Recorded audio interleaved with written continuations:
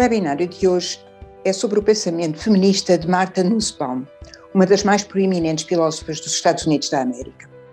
A sua apresentação crítica é feita por Fernanda Henriques, professora emérita de Filosofia da Universidade de Évora, onde criou e dirigiu o mestrado em Questões sobre Género e Educação para a Cidadania e o doutoramento em Filosofia. Fernanda Henriques é coordenadora do Centro de Filosofia e Género da Sociedade Portuguesa de Filosofia e membro do Centro de Investigação Praxis, Centro de Filosofia, Política e Cultura. Investiga e tem publicações na área dos estudos sobre as mulheres, nos domínios da educação e da filosofia. Neste webinar, proponho-me apresentar a proposta feminista de Martha Nussbaum, que está consubstanciada na sua perspectiva das capacidades humanas básicas ou da capacitação, proposta essa que é defendida como devendo ser assumida pelas políticas públicas e que, de alguma maneira, representa uma proposta feminista, universalista e normativa. Vou apresentar esta perspectiva de Nussbaum em 4 tópicos essenciais. Primeiro, quem é Martha Nussbaum? Depois centrar-me um pouco nos quais são os temas ou eixos essenciais do seu pensamento. No terceiro momento, de facto, prender-me à questão das capacidades ou da capacitação e, finalmente, fazer alguma crítica ou apresentar algumas críticas à proposta de Nussbaum. Quem é Martha Nussbaum? Martha Nussbaum é uma filósofa norte-americana com uma imensa repercussão internacional, mas também com uma dimensão extremamente controversa. É, na verdade, uma personagem muito controversa. Como se pode ver pelas obras de que fiz esta seleção, os tópicos que Martha Nussbaum aborda são de filosofia política, são de ética e são de filosofia da educação, e aqui eu queria ressaltar o facto de ela defender a importância das humanidades para o aprofundamento e mesmo para a manutenção da vida democrática. O seu conceito de filosofia prende-se com 2 demarcações essenciais. A primeira é uma demarcação do alheamento académico que muitas vezes o exercício filosófico e a prática filosófica têm. E a segunda é também o alheamento que, do seu ponto de vista, muitas perspectivas filosóficas fazem em relação àquilo que é humano e aos problemas humanos. Martha Nussbaum começou por ser uma helenista, é considerada mesmo uma helenista eminente, e o seu conceito de filosofia inspira-se naquilo que para ela é ou foi o ideal da filosofia grega e que de alguma maneira tem a ver com a resposta a esta pergunta ou orientada por esta pergunta: como é que os humanos deveriam viver para serem efetivamente humanos? Nesse sentido, a sua filosofia tem uma intencionalidade prática determinante e tem um comprometimento com a vida coletiva e com realmente a forma de como essa vida coletiva pode ser vivida de uma maneira mais humana, digamos assim. A sua proposta feminista tem a ver com esta sua perspectiva filosófica.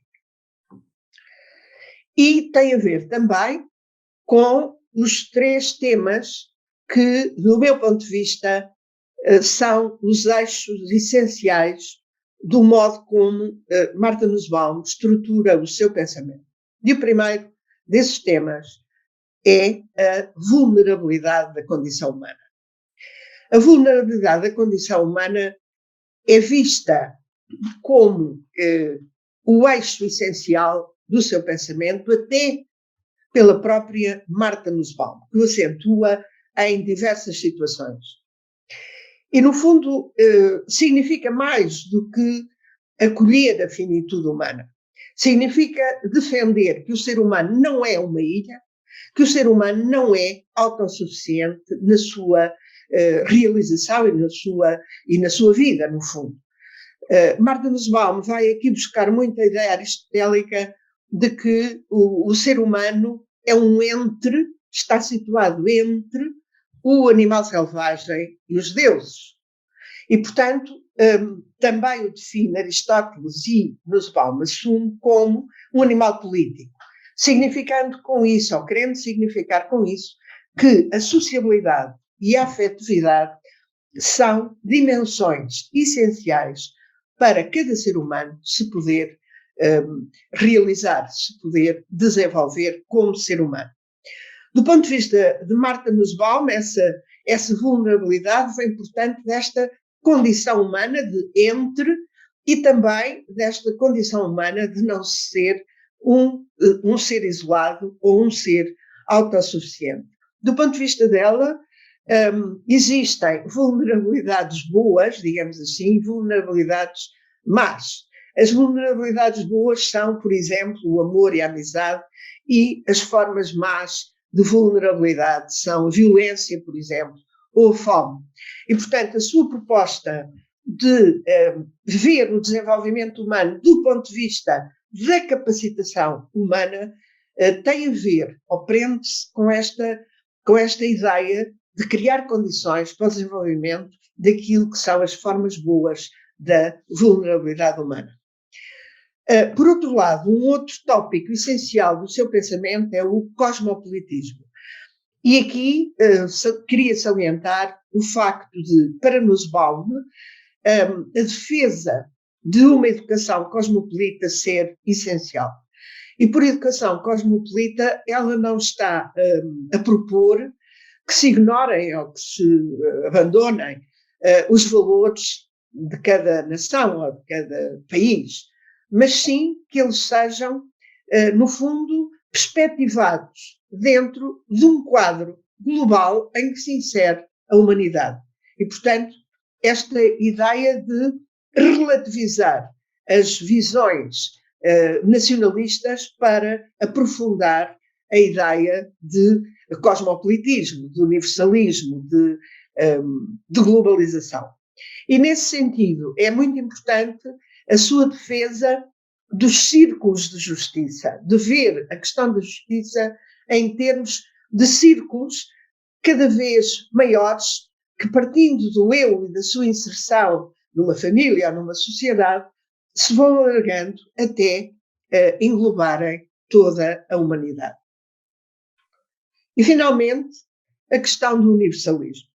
O universalismo tem a ver com a sua perspectiva antropológica, que não consiste em defender uma essência humana imutável, eterna, mas sim em considerar que há permanência em todas as culturas de padrões de desenvolvimento humano, digamos, de características que em todas as culturas, e portanto transculturalmente, permanecem ao longo do tempo. E isso é importante também para compreender a sua proposta de o tal enfoque das capacidades ou das capacitações que ela apresenta pela primeira vez no ano 2000, nesta obra Mulheres e Desenvolvimento. Esta obra, Mulheres e Desenvolvimento, que, como eu disse, é uma obra dos anos 2000, é onde ela apresenta de modo sistemático esta sua proposta de o leque, a lista de capacidades humanas que qualquer governo, qualquer política pública deve ter em atenção. E que, no fundo, é a sua proposta feminista. De qualquer maneira, numa obra anterior, do ano anterior, 1999, chamada Sexo e Justiça Social, onde ela reúne 15 artigos em torno desta temática, Martha Nussbaum faz uma apresentação do seu feminismo. Nesta obra, Martha Nussbaum apresenta as 5 características do seu feminismo, das quais eu gostaria de destacar as 3 que estão sublinhadas neste slide. Ser um feminismo internacionalista, humanista e liberal. Penso que estas 3 características são fundamentais para se perceber melhor o que ela propõe. Mas voltando à obra onde realmente Martha Nussbaum foca ou sistematicamente a sua proposta, importa ter em consideração o contexto em que ela surge. E ela surge na sequência de Martha Nussbaum ter trabalhado 8 anos, desde 1986, no WIDER, ou seja, no Instituto Mundial para o Desenvolvimento da Investigação em Economia.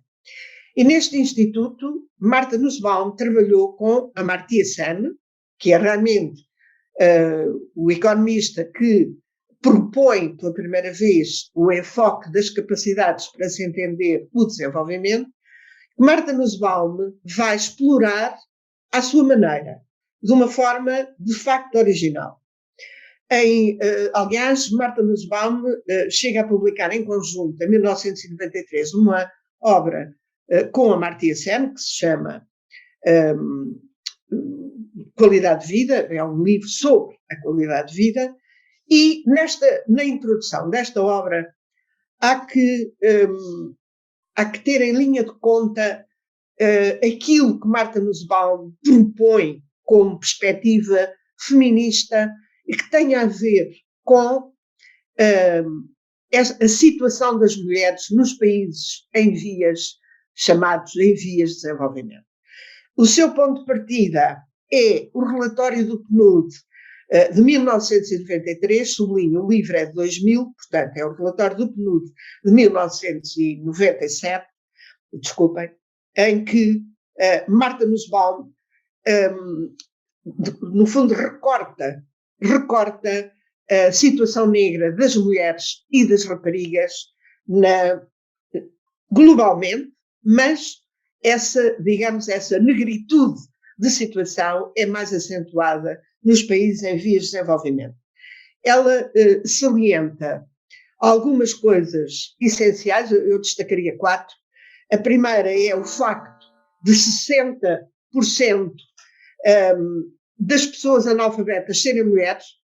A segunda é, nestes países se vê claramente que as pessoas mais pobres dentre os pobres são mulheres, que há um maior desfazamento salarial entre homens e mulheres, e finalmente, que é um tópico fundamental para ela, as mulheres não têm acesso à propriedade ou têm esse acesso muito limitado. No quadro deste diagnóstico, Martha Nussbaum propõe 2 imperativos para a ação. E o primeiro tem a ver com a defesa de que o pensamento político internacional tem de ser feminista. E o segundo prende-se com a ideia de que o pensamento feminista, embora sem abandonar as reivindicações clássicas que tem feito ao longo das décadas, tem que incorporar novas situações que têm a ver com a situação destas mulheres ou das mulheres nestas latitudes. E, por exemplo, pode ter a ver com a nutrição, pode ter a ver com a posse da terra, pode ter a ver com a capacidade de trabalharem fora de casa. E, portanto, do ponto de vista dela, isto tem que ser, digamos, de alguma maneira, entrar dentro do quadro dos problemas com que o feminismo terá que se desenvolver.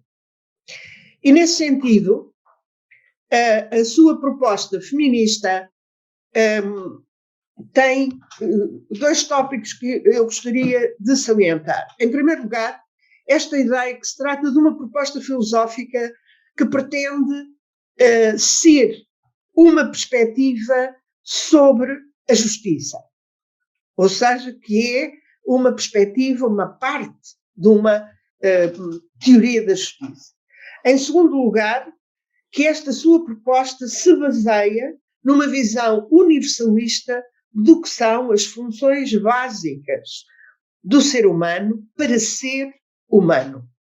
E, finalmente, a ideia de que supõe um liberalismo económico. É nesse sentido que se pode compreender a lista das capacidades que Nussbaum propõe como sendo, ou tendo de ser, o suporte das políticas públicas, que as políticas públicas têm que assumir e que assumir de tal maneira que devam assegurar a possibilidade que todos os seres humanos tenham acesso a este conjunto de 10, esta lista de 10 capacidades que ela considera básicas para que o ser humano seja, de facto, humano. E, como se vê, são realmente básicas. Vida, saúde corporal, integridade, poder desenvolver sentidos, imaginação, pensamento, emoções, razão prática, afiliação, outras espécies, jogo e controle sobre o entorno. Eu gostaria de exemplificar algumas coisas que estão sob estes títulos. Por exemplo, vida, saúde corporal, integridade corporal tem a ver com ninguém morrer antes do tempo, ter direito a um teto, a ter saúde, nomeadamente saúde reprodutiva, que é importante, obviamente, tendo em vista a questão das mulheres. Mas, por outro lado, também, quando fala em sentidos, imaginação, razão prática, etc., tem a ver com a capacidade que as pessoas têm de ter de poder desenvolver laços afetivos com outras pessoas, mas também com sentir emoções, sentir emoções no sentido de um leque variado de emoções e não ser apenas emoções, digamos, restritas a um número restrito de sensibilidade. Poder ter acesso à formulação do que é bem e do que é mau, por si próprio. Ter acesso à possibilidade de formular um projeto de vida. Por outro lado, também, esta ideia da afiliação das outras espécies, do jogo, e que, no fundo, se prende com o desenvolvimento de uma atitude de cuidado em relação ao meio ambiente, aos outros animais não humanos, e ter também capacidade de desfrutar da vida, de ter dimensões recreativas na vida.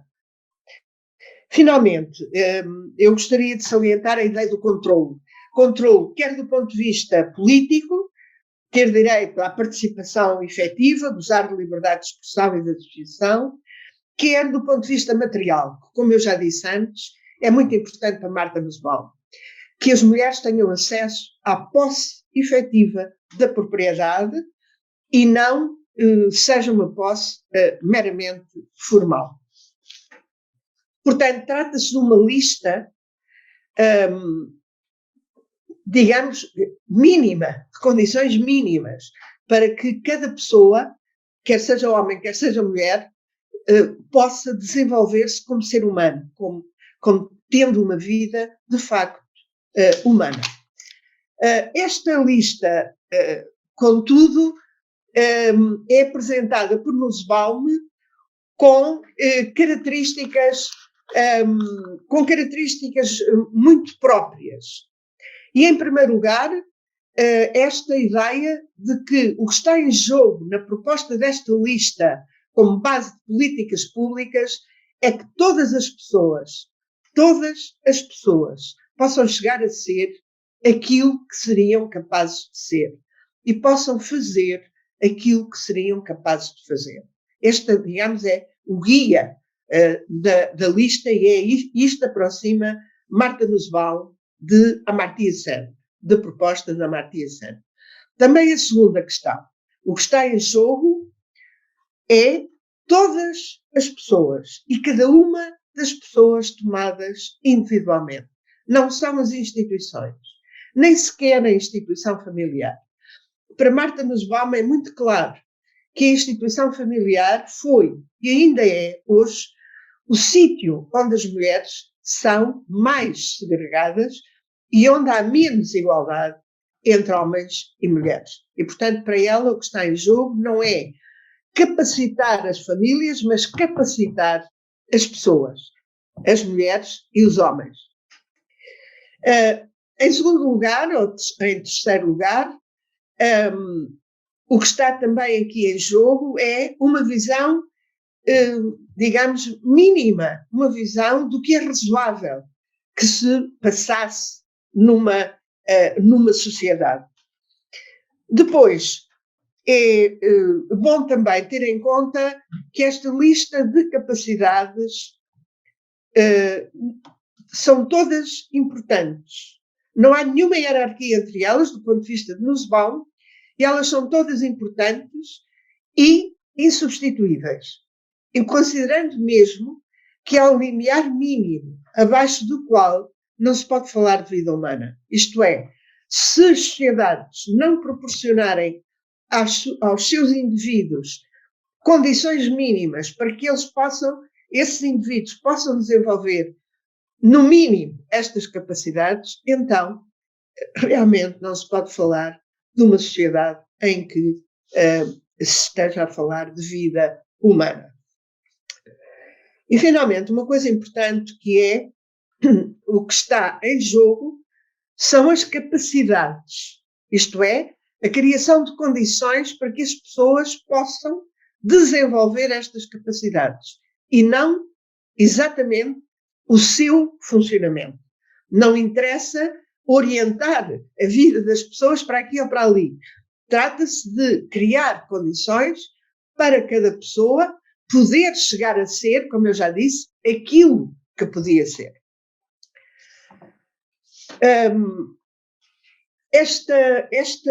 Esta proposta de Marta Nussbaum, no entanto, tem sofrido muitas críticas da parte das feministas e eu organizei essas críticas num conjunto de 5 tipos de críticas. O primeiro diz respeito ao facto de o acento, o enfoque nas capacidades pode escamotear a própria questão da igualdade, porque a questão da igualdade é uma questão de relação. E quando se trata de focar apenas a capacidade e cada indivíduo, pode realmente proporcionar-se uma vida melhor a cada indivíduo, mas, por exemplo, continuar a haver um desfazamento grande entre aquilo que é o desenvolvimento da vida das mulheres e o desenvolvimento da vida dos homens. O segundo tipo de crítica que é feita a Nussbaum é que, embora se reconheça que aquilo que Nussbaum propõe não é meramente formal, de qualquer maneira centra-se nas oportunidades de partida e não tem em vista o ponto de chegada, não tem em vista a igualdade de resultados, o que para as mulheres pode ser extremamente penalizador. O terceiro grupo de características é muito, muito importante, porque é, digamos, eu diria, o ponto fraco da teoria de Nussbaum. Porque o que ela desmonta, o que ela realmente desmonta sistematicamente é a influência que as culturas e as religiões têm na situação das mulheres. E é evidente que isto é verdade, é assim mesmo, são estereótipos culturais, são os preconceitos religiosos que podem condicionar muito a vida das mulheres, mas ela não se atém às questões da política, às questões económicas e às questões políticas. De alguma maneira, poder-se-ia dizer que ela quer moralizar a globalização, mas não questiona o modelo económico que suporta a globalização. Isto é, de facto, um ponto fraco da teoria de Nussbaum. O quarto grupo de críticas tem a ver com a ideia de liberdade. No fundo, realmente ela acentua muito a perspectiva individual e a liberdade individual, mas essa liberdade é muito concebida à maneira masculina, ao segundo o ideal masculino da posse da terra, da posse dos bens. Não é? Isso é pode ser uma limitação a ter em conta, de facto. E, finalmente, as críticas radicam numa certa arrogância que talvez não seja totalmente descabida da proposta de Nussbaum, que considera a sua visão como a alternativa. Não uma, mas a alternativa. E isto tem levantado imensos anticorpos. De qualquer modo, eu penso que se pode considerar que as críticas feministas se podem agrupar em dois blocos distintos. As radicais, aquelas que recusam liminarmente a posição de Nussbaum, sobretudo por considerarem o seu liberalismo e por considerarem que ela, no fundo, quer impor um universalismo que acaba por ser sempre pensado a partir da sua própria experiência, e o outro bloco, que é um bloco moderado de críticas. E nesse bloco moderado de críticas reconhece o facto inegável de que ela, com a Amartya Sen, chamaram a atenção para o facto de que o PIB não pode ser o único indicador para se perceber o que é que existe de desenvolvimento numa zona, num país, numa região. E acentuar a ideia de qualidade de vida. A introdução desta ideia de qualidade de vida e de qualidade de vida humana para avaliar as questões do desenvolvimento, esta perspectiva é muito reconhecida por muitas feministas como representando um passo muito importante na perspectivação da justiça em termos internacionais.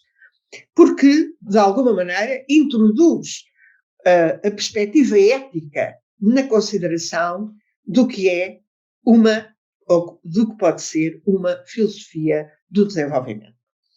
Finalmente, eu gostaria de dizer aquilo que a própria Nussbaum diz acerca da sua proposta. É que a considera como uma forma de defender os direitos humanos, diz ela, com a vantagem de não aparecer com o rótulo de direitos humanos, mas antes focando o problema de outra perspectiva, porque acentua os direitos humanos, a ideia de direitos humanos tem em muitas latitudes uma recusa fundamental pelo facto de representarem uma visão ocidental. E isso poder ser, digamos, um obstáculo à efetivação dos direitos humanos. Do meu ponto de vista, a perspectiva de Nussbaum é uma perspectiva operacional. E, sobretudo, é uma perspectiva operacional neste momento histórico que nós vivemos, em que a situação desumana em que vivem muitas pessoas aqui ao nosso lado na Europa, de facto, transportou para dentro daquilo que é uma vivência ocidental, chamada ocidental, uma situação que, de alguma maneira, é uma situação degradante, em que vivem muitas pessoas e a maior parte de mulheres e crianças que constituem esses aglomerados de migrações. E, portanto, esta proposta de Nussbaum pode servir como um instrumento não só de denúncia, mas de proposição da resolução ou de uma forma de resolver esta situação com que, no fundo, neste momento convivemos.